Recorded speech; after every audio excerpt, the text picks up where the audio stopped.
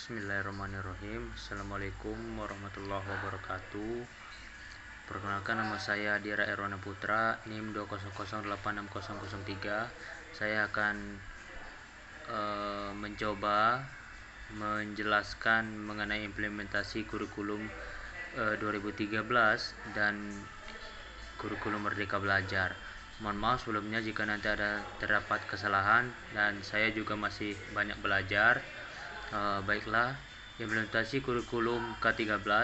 Kurikulum K13 adalah rancangan bahan pembelajaran yang didesain untuk mengembangkan potensi peserta didik yang bertujuan untuk mewujudkan generasi bangsa Indonesia yang bermartabat, berbudaya, berkarakter, beriman, bertakwa kepada Tuhan Yang Maha Esa, berakhlak mulia, sehat, berilmu, cakap, kreatif, mandiri, yang menjadi warga negara yang demokratis.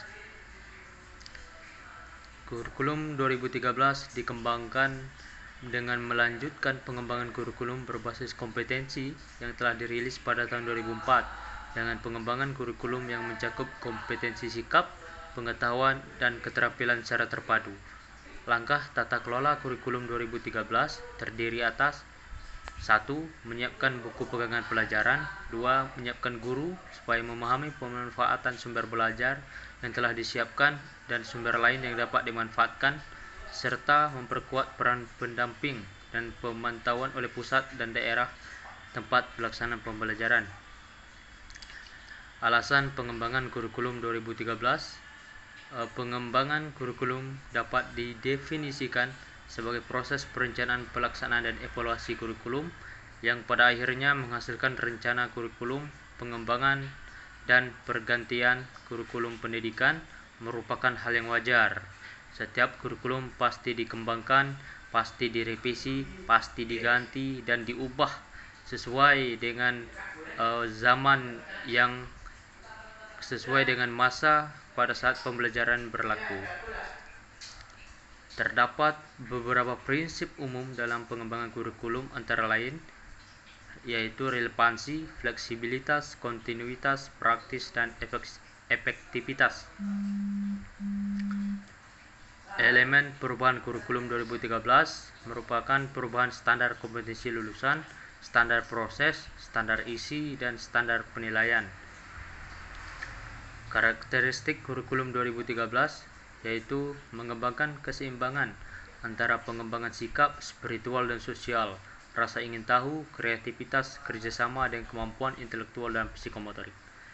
Yang kedua, sekolah merupakan bagian dari masyarakat yang memberikan pengalaman belajar terencana, di mana peserta didik menerapkan apa yang dipelajari di sekolah ke masyarakat. Yang ketiga, mengembangkan sikap, pengetahuan, dan keterampilan, serta menerapkannya dalam berbagai situasi di sekolah dan masyarakat. Yang keempat, kompetensi dinyatakan dalam bentuk kompetensi inti kelas yang lebih lanjut dan kompetensi dasar mata pelajaran. Kemudian tujuan kurikulum 2013. Kurikulum K13, sering kita sebut dengan K13, bertujuan untuk mempersiapkan manusia Indonesia agar memiliki kemampuan hidup sebagai pribadi dan warga negara yang beriman, produktif, kreatif, inovatif, dan afektif, serta mampu berkontribusi dalam hidup bermasyarakat, berbangsa, bernegara, dan peradaban dunia. Kemudian implementasi kurikulum Merdeka Belajar. Kemendikbud mengeluarkan kebijakan dalam pengembangan kurikulum Merdeka Belajar diberikan kepada satuan pendidikan sebagai opsi tambahan dalam rangka melakukan pemulihan pembelajaran selama 2022 sampai 2024. Kebijakan Kemendikbud terkait kurikulum nasional akan dikaji ulang pada tahun 2024. Jadi sekarang tahun 2022, sekitar 2 tahun lagi akan dikaji ulang kurikulum pada saat ini. Kebijakan Kemendikbud terkait kurikulum nasional berdasarkan evaluasi selama masa pemulihan pembelajaran, merujuk pada kondisi di mana pandemi COVID-19 saat ini yang menyebabkan banyaknya kendala proses pembelajaran. Siswa dan mahasiswa terpaksa melakukan pembelajaran secara daring dan bukan tatap muka. Itu merupakan tantangan ke depan bagi pemerintah, Kemendikbud khususnya, untuk menata ulang kembali bagaimana kurikulum yang pada saat ini dengan pandemi COVID-19 yang mengakibatkan mahasiswa dan siswa